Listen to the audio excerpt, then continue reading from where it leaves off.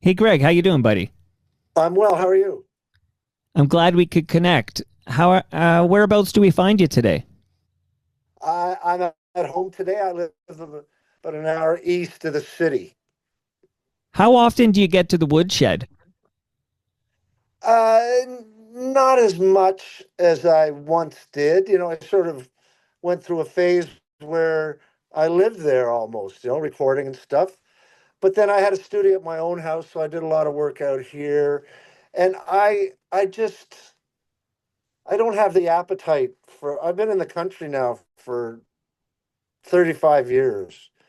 And I just don't have the appetite for the urban life anymore, and the Toronto traffic just, as you well know, drives me nuts. Well, here's a fun fact for you. So I did record at the woodshed. I recorded with Jim about 2.5 years ago. And even though I live in South Etobicoke, I biked to the woodshed because I can't be bothered with that traffic either. That's the way to go. Like that's the only way to do it. It's the only civilized way to travel. So But I'll let the listenership know off the top that if they want to hear my chat with Jim from the woodshed, that's episode 1097. So go in the archives. So now I finally have the legend that is Greg Keelor. So, Greg, I have a question off the top, and I've been wondering this for a while. So, you comfy? You feel good? yeah, yeah. Now that I'm a legend, though, I'm not going to answer any questions.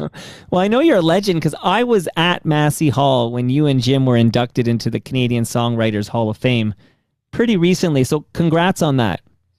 Well, thank you kindly. That was an amazing thing, and there were many mind-blowing moments in that event.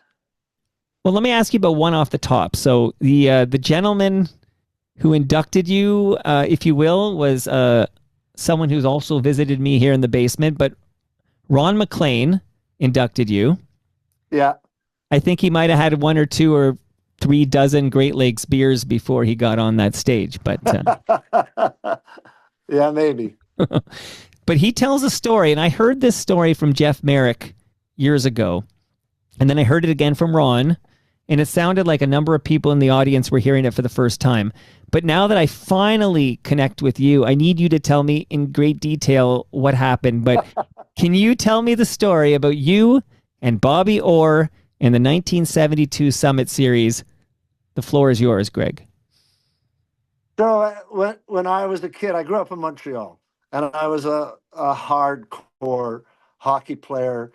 I lived in this place called Town of Mount Royal, and hockey was our lives. The Montreal Canadiens were our team, and this is like the '60s and '70s, so it was the glory. I was a goalie, and the Gumper was my hero. Um, so I got asked out by three Junior A teams. I was asked out by Rosemount Junior A, um, the Toronto Marlies, and the Hamilton Red Wings, which were all major Junior A teams at the time. And so I went out with Rosemount, and they put me on the Junior B team, and uh, and then I spent a year away from home playing hockey, and I was sort of tired of that. So I moved to Toronto with my dad got transferred, so I moved to Toronto with them. I guess that's what you do when you're 15 and 16. And I went out with the Marlies. And after practice, so yeah, it was 1972. So after practice, tryout, I was just doing boards, cardiovascular thing, you 1, 2, 3, 4, 5, 4, 3, 2, just to keep doing that over and over and over until the Zamboni came on. Well, before the Zamboni came on, uh, Bob Orr stepped onto the ice. And he was practicing with Team Canada, but he wasn't playing with Team Canada because his knees were so fucked up. But he just wanted to be a part of it. And so I got in the net, and and just like you would on outdoor ice anywhere, he just started taking shots on me, and I guess I've told this story a few times in my life, but I can still remember the inertia in that puck was so different than anything I'd ever experienced before. It just had so much weight to it. And it was just like, oh my God. And in these situations, you sort of rise to a different level. So I was in a hockey zone I hadn't really visited before, in Maple Leaf Gardens under the Dominion clock. And then out stepped Frank Mahovlich, and 10, 15 minutes, they just sort of played a one-on-one with me in the net until the Zamboni came on and cleaned the ice for the 72 Canadian team. Now, were they trying to see if the Big M there and Bobby Orr were fit to play for Canada in the Summit Series? Is that what was that the point of you taking those shots? No, the point of me taking the shots was just that I was just hanging out Yeah. after the practice. Right. And it was just my incredible good fortune that Bobby Orr came out for a little skate before with Frank Mahovlich.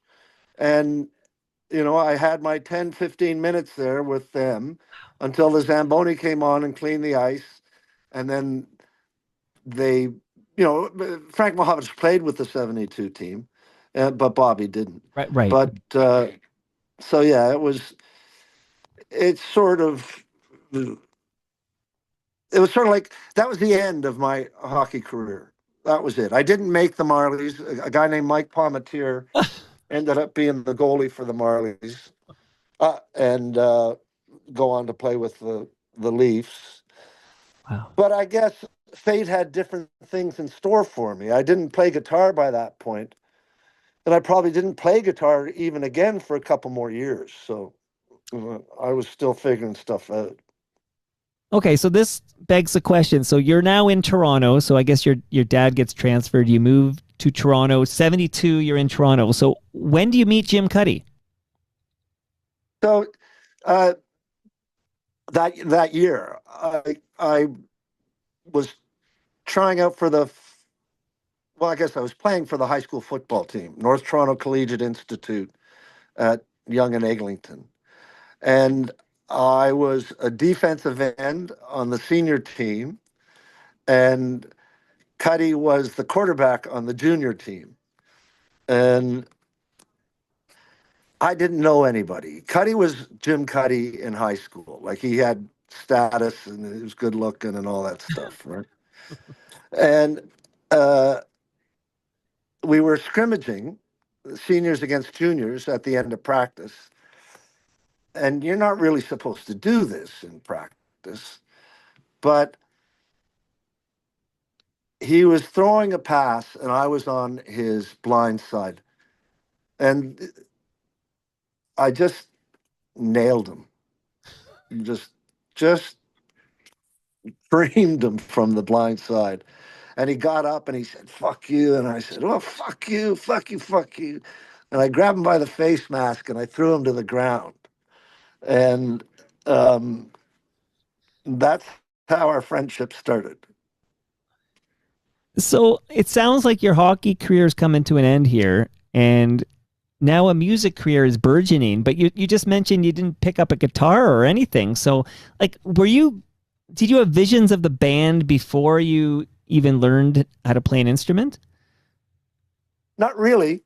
I didn't really have much vision or ambition other than I wanted to live the life of of adventure, and I meant that in the idea of Allen Ginsberg or Jack Kerouac or Kevin Kesey or the, that's what sort of inspired me. And I yeah I wasn't academic. I didn't do well at school. I didn't really want to go to university and pick up a profession or a degree. It wasn't that important to me. I tried a couple of times just because that's what you did. But Jim and I, after high school, ended up going out west, and I was out there for a couple of years at the Chateau Lake Louise, working there. And my roommate at the chateau had a guitar, and I picked that up and I started teaching myself the chords from those little chord boxes in a Gordon Lightfoot book. So, sitting in my room in Lake Louise, I I started playing guitar, and then I was I left Lake Louise to work on the Great Lakes freighters, and um, the first stop was in Three Rivers, Trois Rivers, excusez-moi, and we stopped, and I went into a music store, and there was a blonde maple Ibanez on the wall, and I bought that because Jim had a black Ibanez. Right. And I thought, well, Jim's got a black one. They must be good guitars. And so I picked it up. I went back to my cabin and I wrote a song that night. And it was like the Holy Spirit had descended, and I was just so in shock and moved by it that I sat down at my little table and I wrote myself this letter, a little manifesto of how I was going to live my life. And it had to be writing songs. I had to be around creative people, and that I didn't know what was going to happen, but I knew that's what I had to do.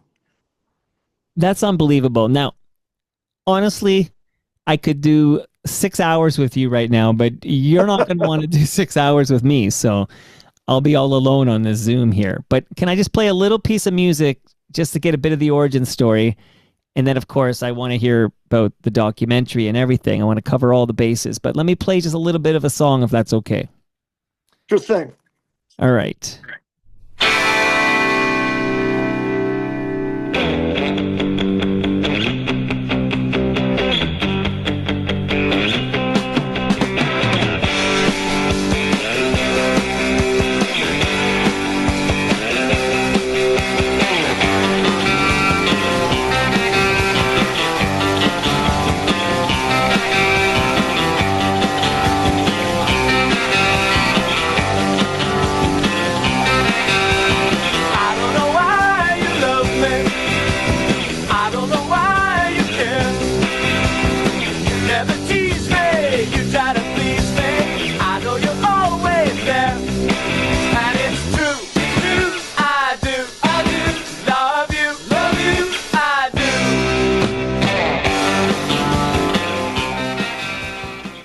Greg, what are we listening to here? Well, that's a young Jim Cuddy singing lead vocals on a song called I Don't Know Why I Love You. And that was our band, the Hi-Fis. And we recorded that with Doug McClement at Comfort Sound. That was at Dufferin and somewhere, I forget, St. Clair, maybe. And that was our first release as recording artists. It did pretty good for us. We got reviews in indie magazines like Treasure Press and all those sort of zine sort of things. And we got it got played on Q107 a fair amount. And so the Hi-Fis, we started the Hi-Fis maybe in like 78, I guess. And played around the Toronto scene, opening for bands, playing all the clubs like the Horseshoe and the Edge and the Turning Point and all the sort of original music venues at the time. And it was just the coolest scene in the world in our minds. We thought that we were really part of a happening scene. And you can hear that we were complete Beatle freaks as well. We just Without a doubt, yes. You can hear that influence for sure. So, I mean, I love it. Sounds great in the cans here, but you guys head off to New York City, so I'm guessing it didn't quite work out as planned. Well, we were signed to a thing called a company called Ready Records, and they had released uh, a, the Demics were their one of their big acts, and the Demics at the time were really like my favorite Toronto band. They were a punk band uh, led by this guy from Manchester, Keith Whitaker, he was pretty intimidating sort of guy, but he just had this great voice, and he sang. The Demics played these great songs. Steve Koch was the guitar player, and he was a great inspiration as well. And so I'm sort of rambling. I don't. What were we talking about? No, Ready I love it. Record? Okay, because we have the hi-fis, and then you guys go to New York, and then you come back, and I'm just curious, what did you learn from your from sauntering off to New York, and how did that shape what would be Blue Rodeo? We celebrate Blue Rodeo today. Well, our first trip to New York was just for fun. Um, I had a '69 Mustang 351 four-barrel convertible, and we drove down to see a friend of ours who was in Cape Cod somewhere, and then we went to New York to visit a relative of mine who lived in the West Village, and she had this amazing bohemian apartment. And her son was really strung out, lived in the apartment next door, and there'd been a fire, and it was just so derelict and weird. And he took us his New York, and it was dark and spooky and sort of intimidating, but we loved it. We loved the darkness of it. And we both felt the pull of whatever that was. And Jim's fiance at the time wanted to move to New York to study acting. So Jim wanted to go, and I thought, well, if we want to keep the band together, I guess I'm going. And I was dying to go to New York anyway. So Right. it was, and uh, I really loved it, and it helped me to focus as a songwriter and to walk those streets. I just watched what's the new Dylan movie? Uh, Complete Unknown, is that what it's called? Complete Unknown. Yeah. And it's just that's where the West Village when I was there in '81 was very much like that. And uh, so it sort of blew my mind. And I went to New York to get my mind blown, to experience something outside of what I had been living to that point. And so New York allowed that to happen for me. So when you say keep the band together, is that the hi-fis? Like, do the hi-fis go to New York and then come back and form Blue Rodeo? Like, I'm just trying to figure out where the hi-fis ends and where Blue Rodeo begins. Oh yeah. So Ready Records, go back there. Sure. Um, they signed us. They had signed Colin Linden.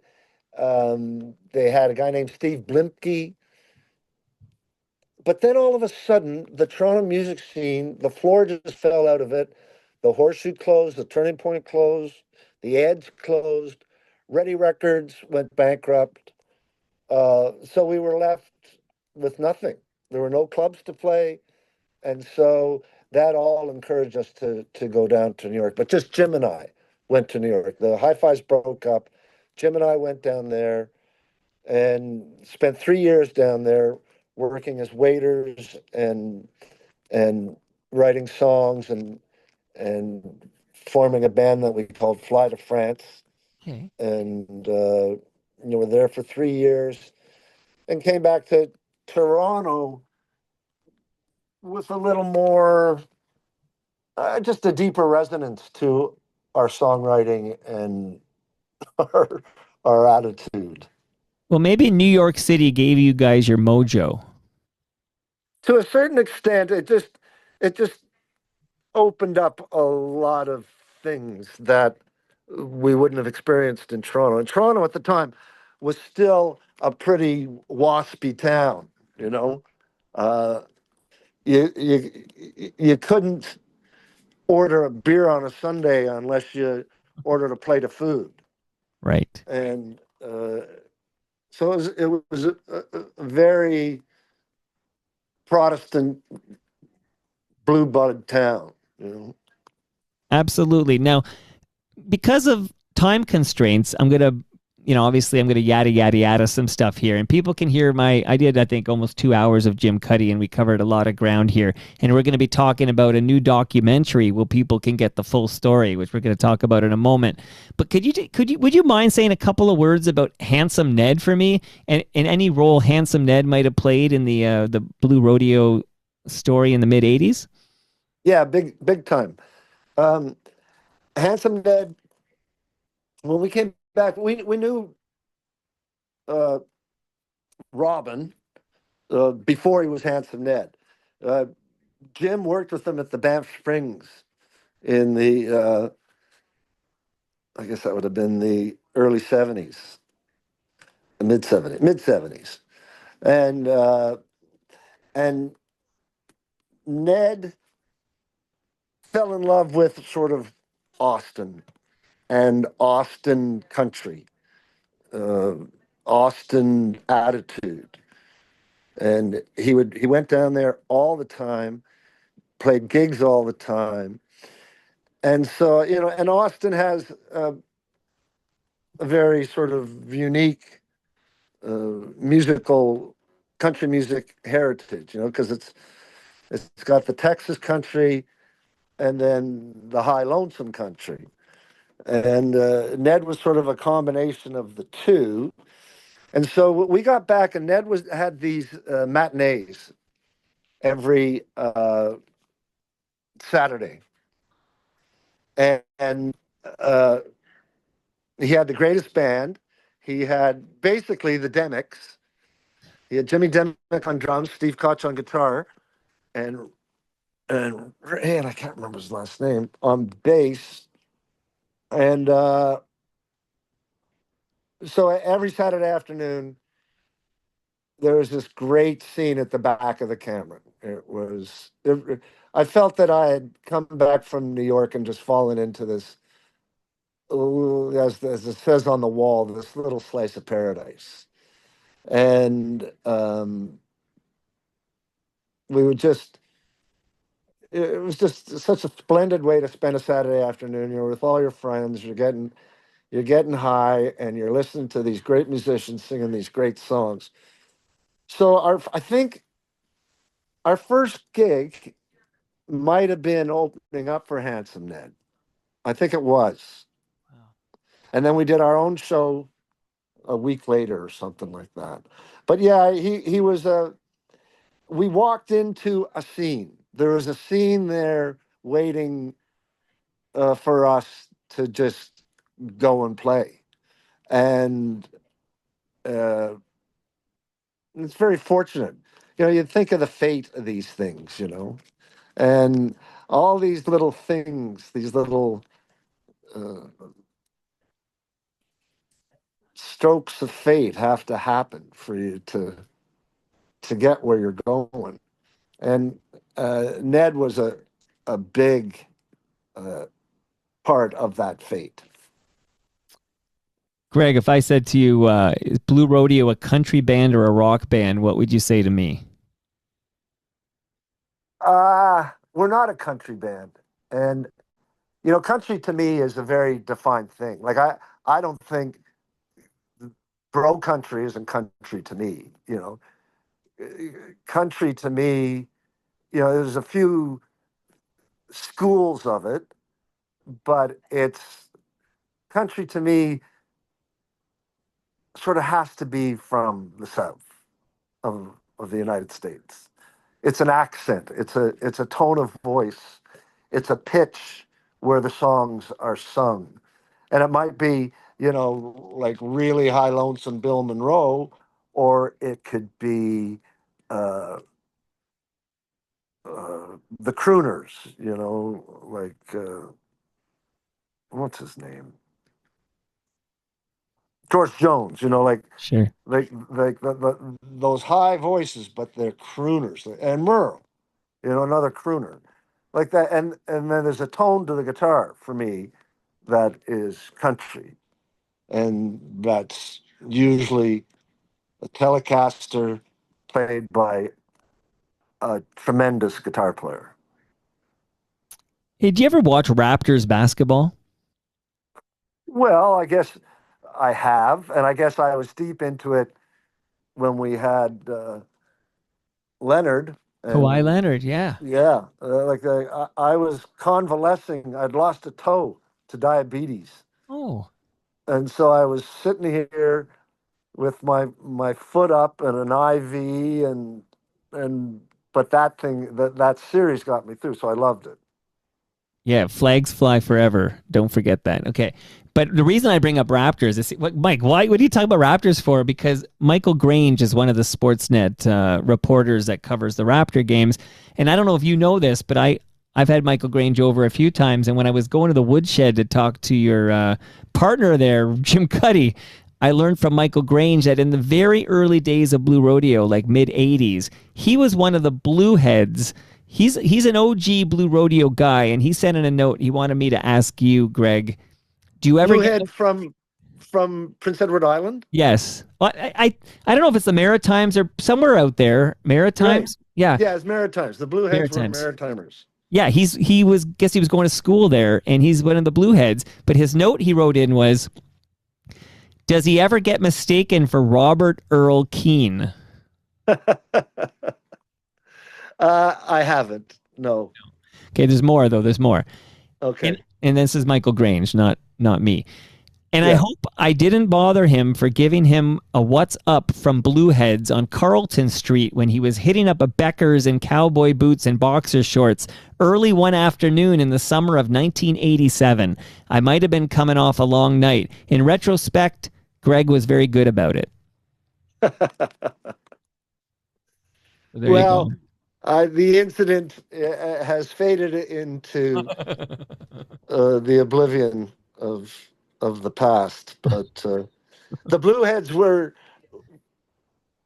Uh, there was a great phase when we were playing college campuses all the time, and one of our favorite tours was playing the campuses of the East Coast, and it was more fun than we deserved. It's just we were really into getting high and drinking in those days, and the East Coast is such a sort of uh, romance for alcohol-driven activities. It just and the people were just so much. We just had such a great time. Like we'd have a great time during the shows because we were sort of a band in those days. And we just wanted to keep people dancing. And Yeah. so it really did feel like a bit of a dance party. And then we just kept on partying after the show and touring, often in winter, in deep, deep snow, all these campuses in on the East Coast. Amazing. All right. Again, typically I go a lot longer, so I go a lot deeper, but I know you might have stuff planned here, so I'm going to try to be, have some brevity You're my here. last one, so you're not bracketed. Okay, good. Because I need to know who decided the lead single for Outskirts would be the song Outskirts. I'm just curious who chose that as the lead single. Well, I think that was a collective decision. Um, a bad one, but uh, we just thought it was a great song and a great recording, and we just thought that people would eat it up. Like it's a tragic tale of a tragic family. It was I can't even remember his name, one of the Kennedy kids, one of the Kennedy Michael Smith cousins. or Michael Smith or something like that. Was he Michael Smith? I think so. He died at the Brazilian Court Hotel Oh, on a. I maybe I'm confusing my Kennedy cousin tabloid stories. I Yeah, can't remember. it's so long ago, but he OD'd in the Brazilian court hotel. And it was a meditation on just what a weird life the kid had had. They were the first celebrity culty sort of political thing that, all on TV. And, can you imagine you're watching TV and you see your uncle getting shot and Right. you live in that fishbowl of that Kennedy uh, illusion and ideal. And so yeah, we thought that, oh well, this is a great song, but it didn't really do too much, and no one picked it up. And then try. It was a bomb at first too. There were a few things that happened. There was back in those days they mailed out the single, and there was a postal strike.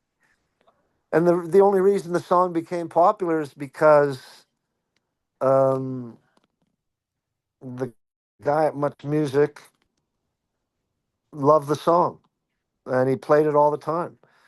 And Do you remember which so, guy?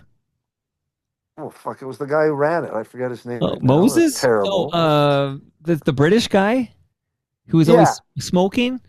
Yeah. yeah, and Okay. drinking. Yeah, he was always across the street at the pub there on Queen Street. Yeah, yeah.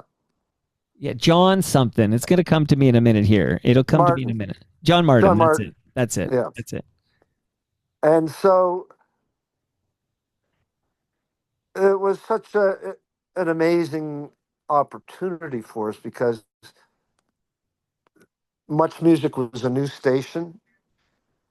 MTV, all of that was all brand new. It was all uh, how bands were being marketed, and our video for Try was being played the same as Whitney Houston, and we were added to high rotation. So, us and Whitney and Michael Jackson, uh, and so we were in this high rotation, and Try became a hit.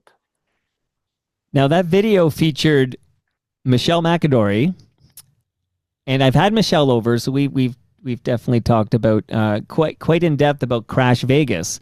So there's a whole Right.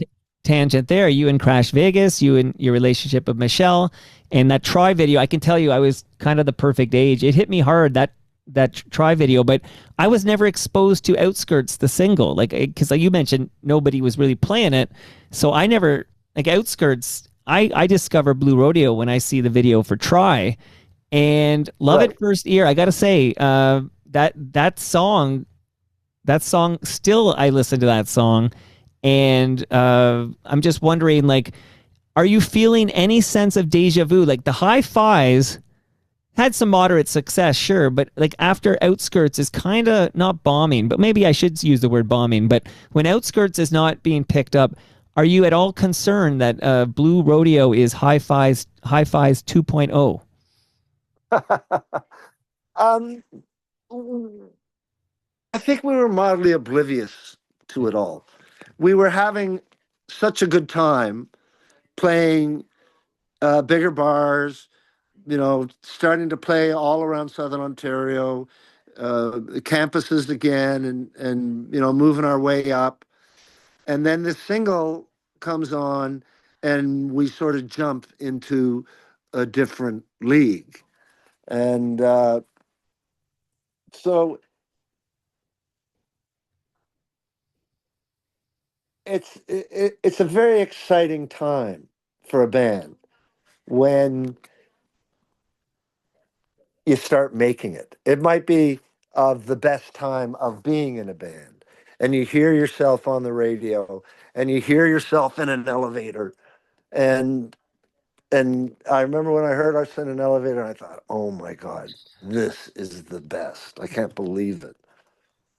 And Wow. we get reviews and Rolling Stone, and all this stuff was just sort of coming together, and it was just very exciting. But then you got to follow up that success, right? Because the album Outskirts, now you're off to the races with Try, but you got to follow that up. And I'll just tell you, as a guy who was kind of the perfect age for all consuming all this, I always take note, like the breakthrough album, of course, Outskirts, and then what's going to be the lead single from the new album? Back in the pre-internet era, this was always exciting. I got to hear the new single. And I'm going to tell you right now, my favorite Blue Rodeo song of all time is Diamond Mine. Oh, well, thank you. Yeah, well, I And wondered if you'd share any detail, like the composition and how Diamond Mine comes to be. And I will also tell you, while we're talking Diamond Mine, that during the pandemic, when there was no live music, Mike Boguski brought his keyboards to my backyard and played a brilliant version of Diamond Mine, and all of my neighbors appreciated it because we were starving for live music, and there it was in the air. well, I love Mike that in his solo repertoire, he does Blue Rodeo songs. Like he does jazz versions of Blue Rodeo songs. So it's always nice to hear his interpretations. Diamond Mine, I guess, do you know the first couple of uh fucking, I wish I had a memory so I could do these things. You're doing Uh great, by the way. You're doing fucking great. I was told you get 30 minutes with Greg, and I almost said no because how can I do anything in 30 minutes? But I'm like, it's Greg fucking Keelor. I'll take 30 minutes with the man, and I'm going to steal. I might double that, so you better watch your step here. who's Wicked Games? What's that guy's name? Chris Isaac. Chris Isaac. Do you know his first couple of records? No. They're fantastic. And there's one that's a lot of drum machine. Okay. And I was listening. So this is like way before Wicked Dreams or whatever it's called. Good games. And I was listening to that, and I wanted to fashion a song like that a bit. And also at the time, being the live band that we were, with a musician like Bobby Wiseman, who came from the avant garde, um, it was fun to write a song where he could stretch out. And I guess back in those days, I was really influenced by a lot of the sort of the San Francisco sound and all those jam bands that were late 60s out of San Francisco. And and I guess California, period. But um, I like songs that stretched out. It facilitated being like the dance band that we were, and it gave Bobby a chance to really work out on a song. And there were a lot of songs that were like that, that Bobby was given to just shine on, like there was Pranapool and Floating, and they were big staples of our live act. They climaxed really well, and they were a great joy to play. But so that's sort of where Diamond Mine What? came from. Well, now that you've mentioned Bob Wiseman, who I did have, I guess, 18 months ago, he dropped by for a chat in the basement here in South Etobicoke. And when I tried to get him talking about Blue Rodeo, he was kind of cool on it all. And I'm wondering, like, was Blue Rodeo too mainstream for Bob? Like, I'm just wondering, why did it end? Why did that relationship come to an end, Bob Wiseman and Blue Rodeo? We went down to Los Angeles to make Casino, and Jim and I wanted to raise the status of the band. And so we talked with the record company. They thought it would be best for us to use an American producer and record in America. And we had done we had done Outskirts with Terry Brown, and he was a great producer. But we also wanted just to do Diamond Mine on our own. But it was sort of decided collectively to go down to Los Angeles to make this record, and we got Pete Anderson, And Pete was a very economical producer. He didn't like much fat. He didn't like jamming out songs. He didn't like that style of music. And he sort of trimmed Bobby's wings a bit. And we were willing to go along with it because we thought in that economy, we might get uh, better chances at American radio play. And um, so I don't think Bobby liked that. And I think he was disappointed, and rightly so. You know, the Blue Rodeo had a great thing going with, and I hear the demos of the songs from Casino, and I go, oh, fuck. That could have been such an amazing record. Like, it's a great record, don't get me wrong. I love it. But it could have been such a great record because we had a lot more sort of attitude in those songs before we went down to Los Angeles. And but it was amazing to go to Los Angeles and work with a producer and be at Capitol Studios, the same studio. We were in Studio B at Capitol, the same place that Dean Martin, Frank Sinatra, the Beach Boys. You know, Wow. it was just an amazing experience. But uh, Bobby did not enjoy it, and he didn't like Pete Anderson's attitude. And I'm speaking for Bobby here. Sure. I'm just this is my through from where my perspective of it, Well, do you? and Sorry, I'm sorry. that's not at all. And so uh, when we did Lost Together, we we did it ourselves. We produced that one ourselves in Toronto. But that year after Casino, it sort of wore on Bobby, and I think he sort of got tired of his role in the band and his. When we first started, he was like a maniac on the keyboards, and I say that with great affection. But he he just attacked the keyboards, and he had a clavinet and the his ace tone and this little Casio and those hot wired had all these incredible sounds, and he'd play percussion on the clavinet with delays. Like he was just like, you know, he was half the show, and he just that light just diminished more and more as he uh, sort of tired of that role to the point where after Lost Together, he told us he was going to leave the band.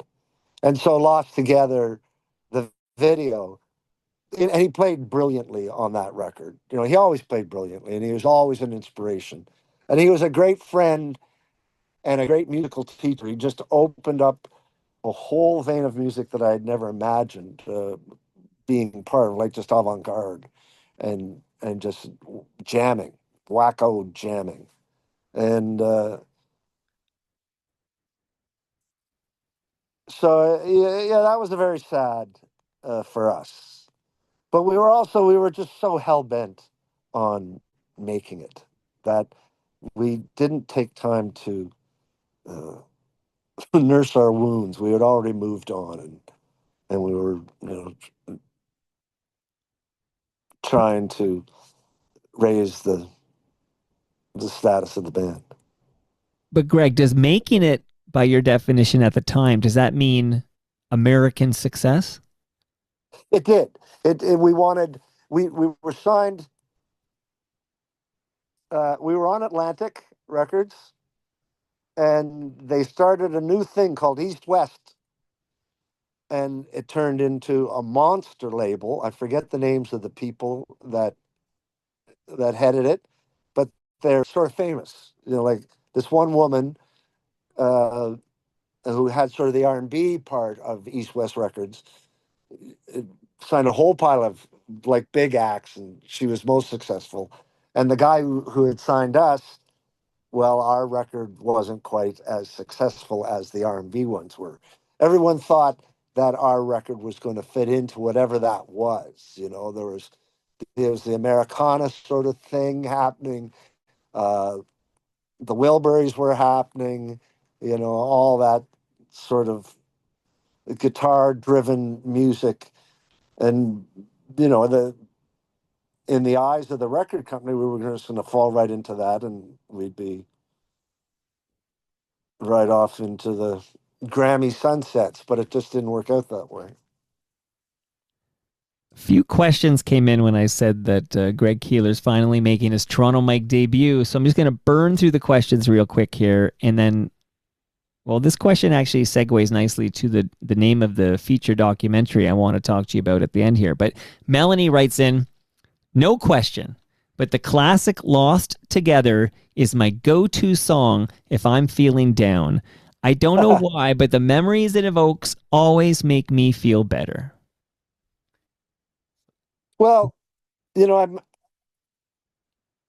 sort of I have a melancholy streak in me, right? And that's where a lot of the songs come from. And there's a certain melancholy in my happiest songs. Um, and I don't.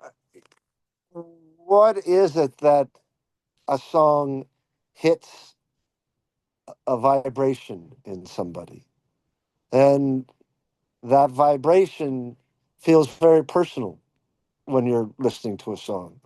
It feels like you're sharing something on a very intimate level.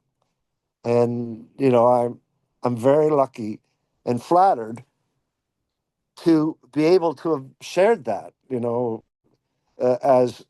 as a live band and as with our recorded songs. And we're even so lucky that we're we're a bit of a campfire classic band, you know. And I love like walking around Halifax, because Halifax is such a musical town, and there's a singer songwriter in every bar downtown on a Saturday afternoon. And you walk around on a Saturday afternoon, and I could hear our songs being played in the bars, and that is such an amazing thing, to be able that something that came out of my being has is being shared in a bar on a Saturday afternoon in Halifax. It doesn't get any better. Well, that leads nicely to Jeremy's note, which is he has no comment other than to say thank you for so many years of awesome music. And I would echo that. You're putting this art into the universe, and it's bringing maybe not just but different feelings. Like it's causing us all to evoke different feelings. Sometimes joy, sometimes it's just pondering, if you will. Like I gotta say thank you as well. I'm a big Blue Rodeo fan, and some of your songs are my favorites. Well, that's nice for you to say. Like I think Jim Cuddy's voice, Yeah. right? Yeah. Like that. The first time I heard him sing was, well, you were at the thing, and he would have been like 15, 16, and he sat down at the piano after the funeral of a friend of ours who had died in a car accident, and sang a song that he had written for him. And his voice was so melancholic and soothing at the same time. And I still hear that. He has just one of those sort of voices. He's like, and it can be a great comfort. Um, when he sings a song like "Bad Timing," that's if you are in a melancholic or sad state, that's a nice place to put your brain for 4 minutes, because it sort of amplifies the melancholy, but it gives it the duration. So you get to experience it very intensely for 4 minutes, and then you might be uh, soothed, or you know whatever. Well, Neil wants to know how you feel, Greg, about being John Lennon to Jim's McCartney. I always think that comparison is a little absurd, and I don't think we are that. And if I was to go into Canadiana, I would say that Sloan are more that Beatley thing, or even the Guess Who. Like uh, I I don't think that we are. That's a little too big of a mantle, and I'm not really comfortable with it. Well, that's because you're Canadian, Greg. That's why you can't. But I will say it is interesting because of how you guys complement each other and that you different styles, but together we're all kind of the beneficiaries of what it means for Blue Rodeo. So let me again, I'm very sensitive to the time here, but I'm curious quickly here because Jim Cuddy has Blue Rodeo, but then he's got the Jim Cuddy band. Has Jim Cuddy ever written a song for the Jim Cuddy band that you felt should have been a Blue Rodeo song? It's funny. I just can't even entertain that stuff. Right. Right. You just have to go. You just accept the way it it it, it falls. It's just those are the songs that are on a Jim Cuddy record, and so be it. If I started to get, oh, I wish that had been a Blue Rodeo song. It's too weird. It's brain rot. No, you're a smart man. And it's funny because with just 2024, Prime had the 4 episode Tragically Hip documentary series.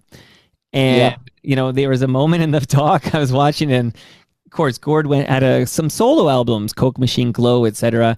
And there's almost a sigh of relief on the Rob Baker particularly, like this relief that like having heard the album and realizing, oh, Gord can't get rid of us, like he still needs his meal ticket, right? Like I love Jim Cuddy band, but no worries, he still needs Blue Rodeo. Well, I think he might differ on that. I think that he loves being in Blue Rodeo, Yeah. but you know, he likes the Jim Cuddy band too, and he likes those Sure. songs, and he likes playing with those people. Um, Oh, that wasn't meant to be disrespectful to his work in the Jim Cuddy band. Just that if you're going to sell out the Budweiser stage, you might need Blue Rodeo for that one. well, we get maybe Jim's band to open for us sometime. Well, yeah, for sure. Uh, now I mentioned the hip, but I've mentioned the documentary, and of course, when Gord Downie was diagnosed, the hip went on their farewell tour, and now that Gord's passed away, of course, the Tragically Hip, they're no longer a touring band. And as I see it from where I'm sitting here in South Etobicoke, surveying the Canadian music landscape, I think Blue Rodeo now carries that torch alone as Canada's house band. Do you feel any such responsibility? I'm wondering if you can even entertain this thought that you're carrying this torch for this entire nation now. Um, I don't see it that way. No. Um, it's like I know that we are part of the cultural fabric of Canada, and I know that our songs have touched a lot of people, and beyond, like they're played at weddings and at funerals, and um, and as I said, we're a bit of campfire classic band or a Saturday afternoon matinee singer song, pub band. So, and those are sort of the songs we wanted to write.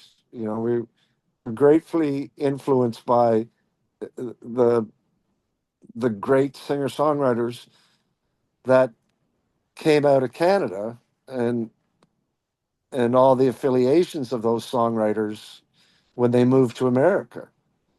And so that's where we set our sights. We wanted to write songs like that. And so it's a strange thing to actually have written a whole pile of songs that people identify with in their lives. And, as I say, it's the best thing for a songwriter, to know that your songs live outside of yourself. They have a life of their own, and that's an amazing thing. I think it's amazing that I get to soon see Blue Rodeo Lost Together, which is, if people are unaware, you're learning now, get excited because there's a doc. I mentioned the hip doc. Well, here in 2025, we can watch the Blue Rodeo doc, and I'm super psyched to see it. Little note I got from the management company is that it's going to begin its theatrical run across this country on February 1st, opening in Toronto at Hot Doc Cinema with a wider rollout in Cineplex cinemas February 2nd and 3rd across the country. Like, how did this come to be? I'm just curious. Did somebody approach you and say, we want to make a doc about you? Like, how did this Blue Rodeo Lost Together documentary come to be? Did you talk to Dale at all? No, I haven't. Okay, so Dale Hislop, the director, Yeah. we have a long history with it. Dale was the production designer for our first album cover. Okay. And then the first time we did the Junos, he was the stage director for for those Junos. So we go a long way back with Daryl, and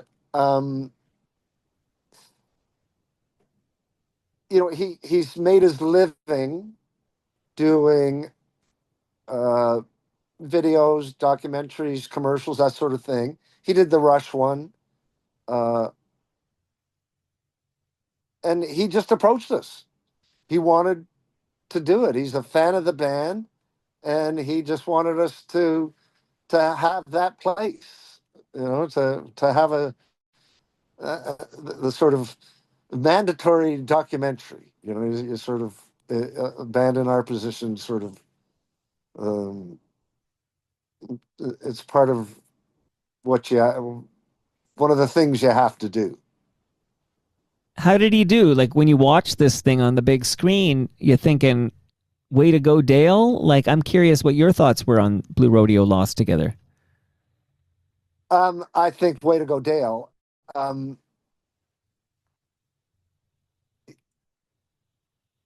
like that the story of Blue Rodeo is a huge, out of control snowball coming down the mountain, and it just gains momentum, and there's much carnage along the way, but great successes, and just the lives of how many musicians have been in this band, and all the drama that comes with every life. And if he was to get into the melodrama of each member's life, it could have been a 10-part series, and quite a sordid story. But I like that he kept it just to the sort of the story of Blue Rodeo without going into the details of the individuals too much, but he kept it focused on Blue Rodeo and kept it on the rails as Blue Rodeo without diverging into. And I guess the emotional sort of crux of the sort of melodramatic climax of focus of it is that when my hearing really got really bad and I had migraines and I was very depressed, and I just quit. And I didn't really quit the band. I quit music because music had become an adversary to me. It hurt. It made me nervous. the volume of anything just hurt my head, and I, I just had these migraines all the time, and I got very depressed, and yeah, and I just was done. So that's sort of like the melodramatic